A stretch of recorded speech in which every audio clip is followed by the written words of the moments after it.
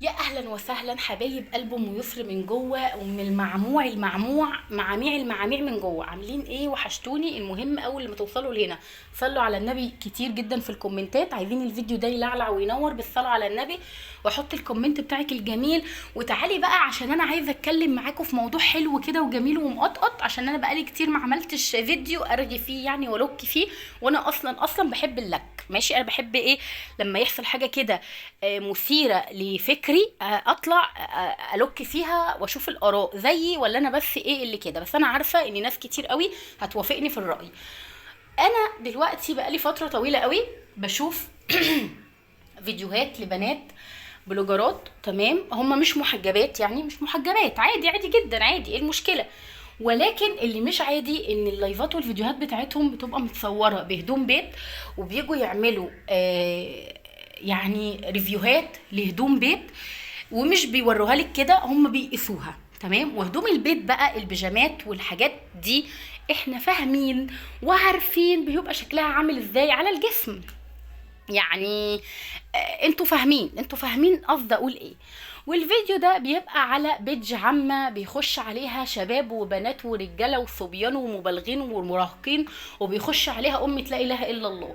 فهل طبيعي ان انا اظهر بهدوم بيت خارجة لا يصح ان هي حتى يتفتح بيها الباب لجارتك؟ والله لو جارتك كده هتفتحي الباب كده لجارتك كده تشوفيها عايزة ايه، اللي هي ست زيها زيك، ما ينفعش ان انت تقفي يعني قدامها انا بحس ان في حاجات كده ليها حياء معين ما ينفعش انها تظهر.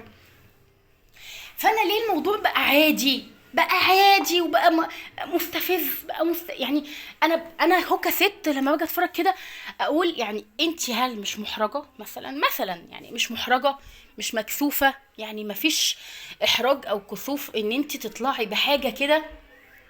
انا ماليش دعوه واقول لك بقى الراجل اللي في البيت سايبك ازاي او مش سايبها ازاي، انا ماليش دعوه، لان الطبقات مختلفه والفكر مختلف وفكري غير فكرك وطريقتي غير طريقتك.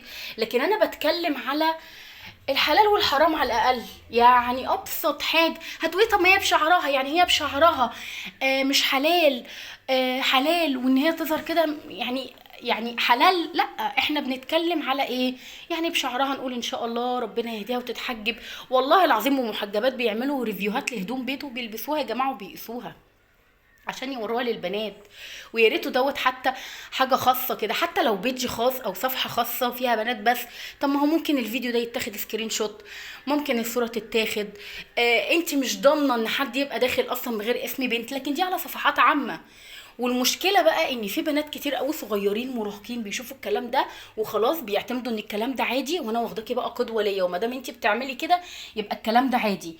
وكمان بجانب ان ما بيبقاش في حد في البيت بيوجه، فتلاقي البت ولا الولد من دول طالعين ان ده الطبيعي وده العادي، وخلاص بقت الدنيا سداح مداح. فيعني احنا على الاقل لو مش هنعرف نغير الناس دي، لان كل واحد حر، احنا فعلا مش هنتحاسب مكان حد، ناخد بالنا بقى ولادنا بيتفرجوا على ايه او متابعين ايه. لان والله العظيم الولاد الصغيرين والبنات الصغيرين بياخدوهم قدوة ليهم، وبيقعدوا بقى يقولوا لك طب ما هم طب ما فلانة بتعمل. بجانب بقى ان مفيش اصلا دين في البيت، او مفيش حتة ان احنا نقعد نتكلم مع الولاد حلال وحرام والكلام ده كله، بتلاقي الدنيا سداح مداح، وتلاقي الجيل طلع بايظ اكتر ما هو بايظ، يعني اصلا الجيل طالع بايظ. ما بالكوا بقى ان بيشوفوا اصلا الحاجات دي. انا والله احيانا اقعد اقول يا جماعه هم ما بيتحرجوش، وبعدين ارجع اقول انا ماليش دعوه، يعني انا مش هقدر اغير حاجه.